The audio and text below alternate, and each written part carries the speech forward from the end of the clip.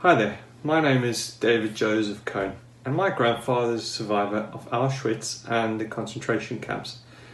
Sadly, his first wife and 3 children were killed in Auschwitz. I have many fond memories of my grandfather, Nonno Giuseppe, as we saw my grandparents every Sunday, where we spent many hours enjoying the Sephardic and Italian food that my Nonna Maria would spend hours in advance preparing. In case you don't know, Nonno means grandfather in Italian and Nonna means grandmother.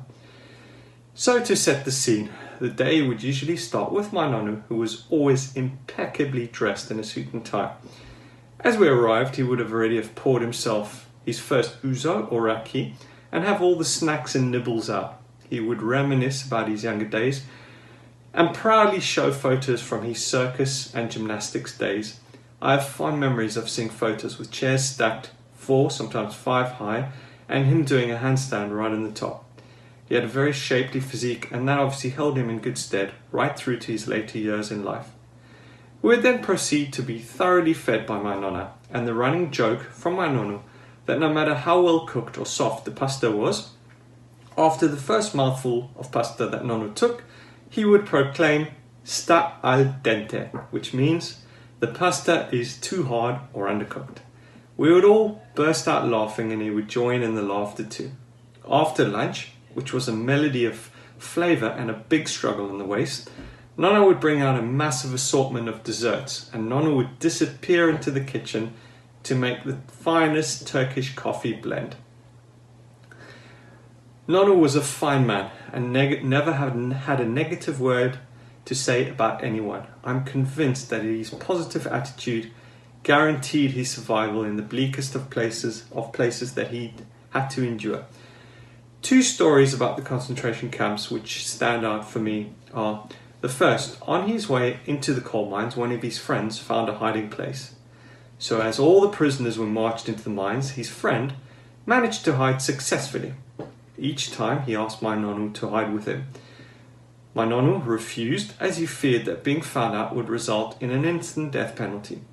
Fortunately, his friend got away with it and managed to save himself. The second story, which is more of a somber sort of story, is during the daily roll call. One of Nonno's friends told him about a brilliant hiding place he had found, which would mean that no one would find him. It was under the false platform of a toilet, and again, when his friend told him to go and hide with him, he refused, again fearing for his life.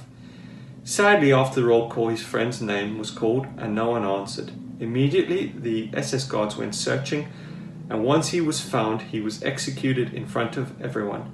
Suffice to say that Nonno never tried to break any rules whilst in the camps. Nonno's other passion was his dog named Chicky. He would care for Chicky as he would care for one of his own children, and I remember Nonno being sad when Chicky passed away. Another one of Nonno's strengths was his ability to strike up a conversation with absolute strangers while out for a casual walk. He had an uncanny ability to make anyone feel at ease, especially when speaking to them in their own languages. He loved languages, and I actually can't remember how many languages he spoke, but it included English, Ladino, French, Swahili, Italian, Turkish, Greek, Afrikaans, and even some phrases in Xhosa, and I'm sure there were some other languages he spoke. Nonno lived to the ripe age of 95, and I was even fortunate enough that he managed to meet and hold my firstborn daughter, Carla. Sadly, Nonno didn't manage to meet my second daughter, Julia, as she was born after he had passed away. Nonno had a simple philosophy in life: laugh a lot, stay positive, and avoid conflict. He was a true gentleman, and nothing got him down. We always have fond memories of you and the times we shared.